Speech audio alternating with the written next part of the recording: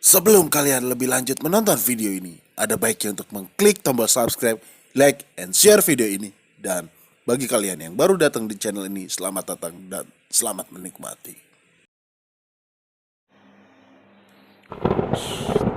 Selamat datang di channel Keranda Maya TV.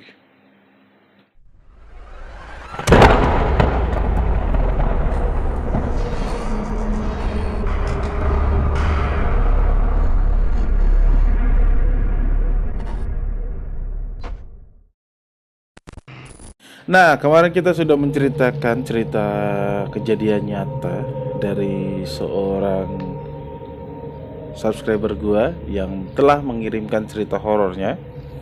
Kali ini gua akan menceritakan cerita horor lainnya. Ini bukan cerita pengalaman siapa-siapa, tapi ini benar-benar cerita horor yang adik gua kirim. Jadi adik gua nge-WhatsApp gua untuk lihat web tersebut. Ini webnya dari IDN Times. Di situ ada cerita horor. Jadi kata adik gue, kalau lu berani baca ceritanya, ini ceritanya bener-bener horor banget. Terus katanya bikin gue nggak tidur. Oke, kita akan ceritakan. Gue akan menceritakan kepada kalian 5 cerita horor yang bikin kalian gak bisa tidur, katanya. Oh ya, sebelum lebih lanjut menonton video ini dan mendengarkan cerita apa yang gue akan ceritakan, nggak ada salahnya untuk klik tombol subscribe, like, sama share video ini. Dan selamat datang buat teman-teman yang baru datang di channel ini. Selamat menikmati videonya dan selamat sahur juga. BTW kalian sahur pakai apa? Komen dong di bawah, sahurnya pakai apa. Kita mulai ceritanya sekarang juga. Kita mulai cerita yang pertama. Ketika aku masih kecil, keluargaku pindah ke rumah tua berlantai 2 yang memiliki banyak kamar dan pintu-pintunya berderit keras. Kedua orang tuaku bekerja sehingga aku sering di rumah sendirian. Pada suatu sore, aku pulang dan mendapati rumahku masih gelap. Aku memanggil mamaku, "Mama!" dan mendengar suara merdunya menjawab, "Ya." Aku mendengarnya dari lantai 2. Aku memanggil mama sekali lagi sambil menaiki tangga menuju lantai 2, hendak mencari di mana mamaku berada. Sekali lagi mamaku menjawab, "Ya," dan mendengar suara lembutnya lagi. Karena belum terlalu lama pindah ke rumah itu, aku masih terlalu belum hafal dengan denahnya. Tetapi aku yakin suara mamaku berasal dari salah satu kamar kosong yang terletak di ujung lorong. Aku sempat merasa merinding, tetapi kupikir itu hal wajar. Dan begitu aku ketemu sama mama nanti, pasti perasaan itu akan hilang. Jadi aku segera menuju ke kamar lorong yang aku dapati, dan aku baru saja mendengar suara mama di sana dan aku pegang kenop pintunya. Ketika itulah baru akan membuka kenop pintu kamar itu, aku mendengar pintu depan rumahku terbuka. Suara mamaku melengking ceria terdengar memanggil dari bawah, "Nak, kamu sudah pulang duluan." Spontan aku terkaget melompat mundur dari pintu kamar kosong di depanku dan berlari kabur ingin menyambut mamaku yang ada di bawah. Namun selagi menengok ke belakang, aku terlihat kali pintu itu terbuka sedikit dengan bunyi derit yang nyaring dan ada seseorang. Oh tidak! Sesuatu memanggilku dari celah pintu tersebut. Diam. Yang di dalam kamar siapa? Next. Cerita yang kedua. Selagi mengecek putraku sebelum tidur, membenahi bantal dan selimutnya agar nyaman, anakku merengek. Katanya kayak gini, "Ayah, tolong periksa apakah ada hantu di bawah kolong tempat tidurku." Sambil tersenyum simpul, aku menuruti permintaannya dan menengok ke bawah kolong. Di bawah kolong, aku menemukan sosok anakku.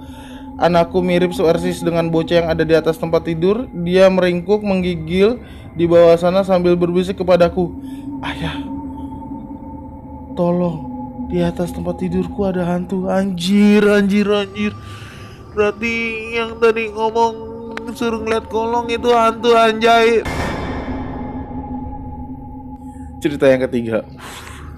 Ada seorang pemburu yang berada di tengah hutan lebat setelah kelelahan berburu sepanjang hari. Hari itu sudah senja, dan karena ia kehilangan berbagai peralatannya, sang pemburu terpaksa harus bermalam di hutan.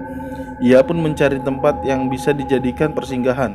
Setelah berjalan selama 1 jam, dia menemukan gubuk tua tak berpenghuni. Pintu gubuk itu terbuka sehingga ia dapat masuk dengan mudah. Ada sebuah dipan di dalamnya. Dia pun segera merebahkan dirinya di atas sana. Sesaat kemudian sang pemburu sadar bahwa di dinding gubuk itu dipenuhi lukisan sangat realistis dan gambar-gambar wajah seram yang tampak melotot dan memandangnya dengan bengis. Begitu detailnya sampai lukisan-lukisan itu terlihat seperti nyata. Sang pemburu kaget dan merasa tak nyaman.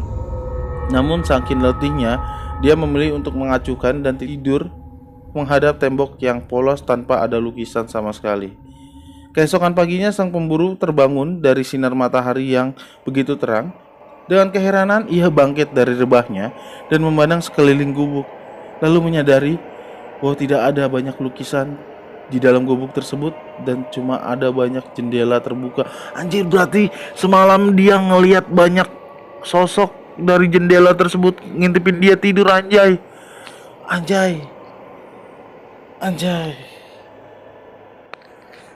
Oke, gue merinding. Next. Papa, aku mimpi buruk. Aku mengedipkan mata, berusaha mengusir kantuk yang menyeluti diriku. Aku melirik jam dinding, saat itu masih jam 3 pagi. Dan aku melihat anakku. Kenapa nak? Sini naik, ceritakan mimpimu. Tidak mau. Kejanggalan situasi itu membuat terjaga penuh. Sosok pucat anakku samar-samar terlihat dalam kamarku yang gelap. Kok tidak mau nak? Karena dalam mimpiku, ketika aku menceritakan kepada papa, makhluk yang memakai kulit mama itu bangun. Bisiknya lirih. Hatiku mencelos. Aku terkesiap. Selama beberapa saat aku mematung, jantungku berdebar hebat, mataku tak bisa berhenti menatap nanar sosok anakku. Seketika kemudian selimut di belakangku bergerak.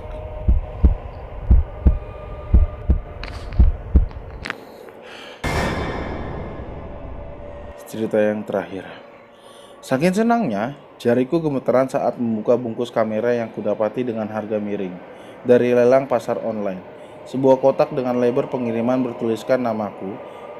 Gembiraku tak terbendung ketika menyadari kamera itu jauh lebih bagus dari harga yang aku bayarkan. Tapi rupanya pemilik sebelumnya lupa melepas memory card kamera itu.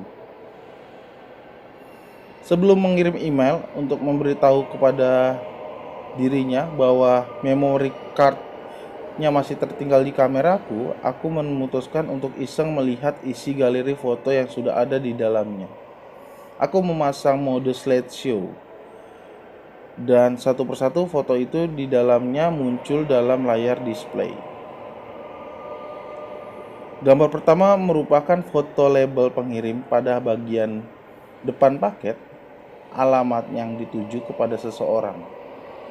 Namun foto berikutnya membuat kebingunganku, berubah jadi foto ngeri. Ada gambar mayat seorang yang terbunuh secara tragis.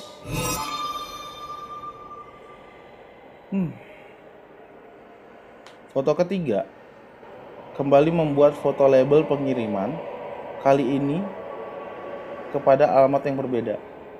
Foto keempat lagi-lagi menunjukkan mayat orang lain yang dibantai secara kejam.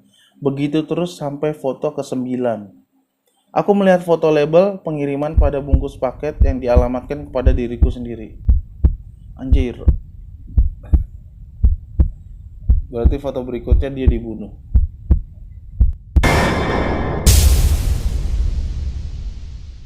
Itu dia 5 cerita horor yang bisa menemani kalian menyantapi sahur hari ini. Terima kasih sudah mendengarkan cerita yang sudah kuceritakan. Wow. Bagi kalian yang punya cerita seram atau foto-foto seram di balik cerita itu, Misalnya kalian punya foto penampakan terus kalian ceritain, kirim aja ke DM Instagram gua di @ricakaya_lie27. Ada labelnya di ujung, di pojok video ini ada tuh tulisannya kayak gitu.